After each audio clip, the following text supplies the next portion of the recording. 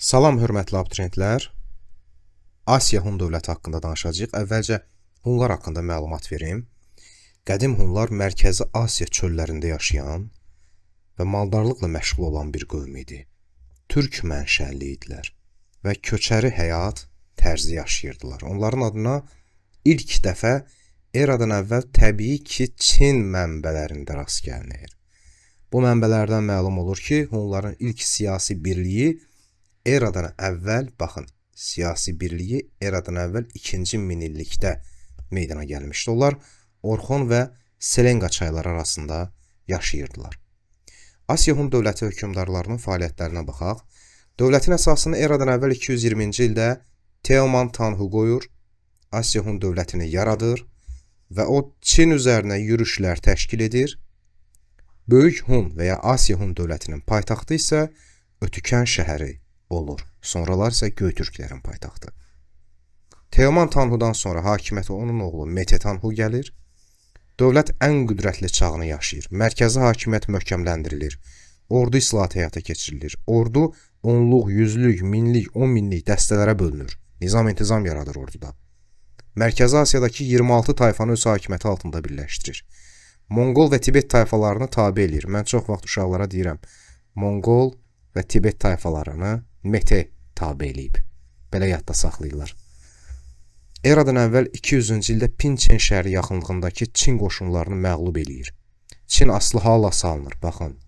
Və hər il Hunları ipəklə xərac ödəməyə öz öhdəsinə götürür. Hun dövlətinin sərhədləri genişlənir, Hun dövləti imperiyaya çevrilir. Çin mənbələrində Mete Tanrı Qutu, Oğuznamələrdə isə Oğuz Xaqan olaraq xatırlanır. Bir şey sizin diqqətinizə çəkim, diqqətinizə çatdırım. Teoman Tanhu Sin sülaləsinə qarşı, Çində Sin sülaləsinə qarşı mübarizə aparır. Mete'nin dövründə isə artıq Çində Xan sülaləsi hakimiyyətdə idi. Yəni testlərdə sizi çaşdırmaq istəyə bilərlər.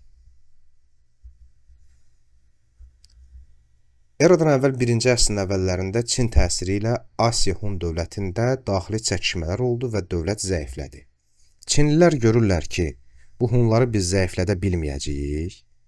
Biz nə edə bilərik? Hun hökmdarlarına hədiyyə olaraq qadın göndərirdilər. Hun hökmdarları da baxırdı ki, gözəl göçək Çinli qadındır, o qadından evlənirdi. Dünyaya gələn uşaq, şəhzadə, sabah gələcəkdə taxta çıxanda Hun hökmdarının anası Çinli olurdu. Çin özünü bu yolla qorumağa çalışırdı və Hunlar arasında nifaq salmağa cəhd eləyirdi. Eradan əvvəl 58-ci ildə anası Çinli olan Hun şəhzadəsi Hun dövlətini Çinə tabe etmək istədi. Hökmdarın digər oğlu, anası Türk olan qardaş Çiçi buna etiraz etdi və bəli, öz effektini verdi. Şəhzadələr arasında mübarizə Asiya Hun dövlətini 2 hissəyə, Qərbi və Şərqi Hun dövlətlərinə böldü. Baxın yoldaşlar. Şərqi Hun, bu da oldu Qərbi Hun. Qərbi Huna kim başçılıq eləyirdi? Çiçi başçılıq eləyirdi, anası Türk olan. Qərb Hunlarının başçısı Çiçi Tanrı dağının şimalını, Isıq gölünün ətrafını tabe edib ölkənin sərhədlərini qərbə doğru genişləndirdi. Lakin parçalanma Hunları çox zəiflətmişdi. Eradan əvvəl 36-cı ildə Qərb Hunlarının üzərinə Çinlilər hücum eləyir. Şərqi Hun Qərblə mübarizə aparır. Eyni zamanda buradan da Çinlilər hücum eləyirlər. Təkləyirlər Qərb Hunlarını. Ötükən tutulur, İpək yolu üzərindəki şəhərlər qarət edilir, Hunlar qəhrəmanlıqla döyüşsələr də məğlub olurlar, Asiya Hun dövləti süqut eləyir. 3-cü yüzillikdə isə Şərqi Hun dövləti də Çinlilər tərəfindən süquta uğradılır.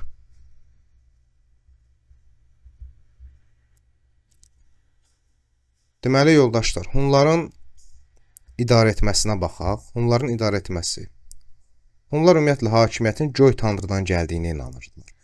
Onlar düşünürdülər ki, hakimiyyət göy tanrıdan gəlib və göy tanrı hökmdarları seçir. Ona görə hökmdara sadiq olurdular adətən. Hökmdarlara göy tanrının yer üzündəki nümayəndələri sayırdılar. Hökmdar hakimiyyəti irsən keçirdi. Hökmdar Tanhu adlanırdı. Bunun ordusu əsasən süvarilərdən, atlı qoşunlardan təşkil olunmuşdu. Hunlara aid qəbirlərdən tapılan nümunələr onların axirət dünyasına inamını sübut eləyir. Onlarda tanrıçılıq geniş yayılmışdı. Göy tanrıya sitayiş edirdilər onlar. Hunların inanclarında ay və günəş tanrıları da xüsusi yer tuturdu. Belə yoldaşlar, ümid edirəm ki, mövzu sizə aydın oldu. İndi isə yallah dərs oxumağa. İnşallah ki, asan olar sizin üçün. Təşəkkürlər.